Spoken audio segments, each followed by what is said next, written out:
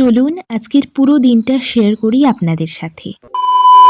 নমস্কার, আমার আরও একটি নতুন মিনি ব্লগে আপনাদের সবাইকে স্বাগতম। দিনটা ছিল বুধবার, তো আমি সকাল সকাল চলে গেছিলাম কম্পিউটার ক্লাস করতে।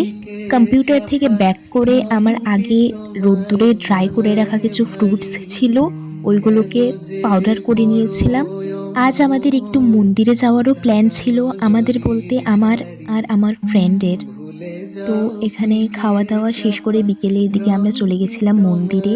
প্রথমেই চলে গিয়েছিলাম ভবতারিণী মন্দিরে, তারপর ভেবেছিলাম এর পাশে থাকা আরেকটা মন্দিরে যাব, কিন্তু ওইখানে চলছিল ইয়োগা ক্লাস, তাই বসার জায়গা থাকলেও আমাদের কেন জানি অকওয়ার্ড ফিল হচ্ছিল। তার উপর হয়ে গেছিল সন্ধে, আর আমাদের সন্ধে অবধি থাকার পারমিশনও ছিল না, তাই বেশি দেরি না করে আইসক্রিম নিয়ে ব্যাক করি বাড়িতে। এর মধ্যে হয়ে গেছিল এক কাণ্ড। আমার ফ্রেন্ড বেচারি 200 টাকাই হারিয়ে ফেলেছিল আইসক্রিমের চক্করে।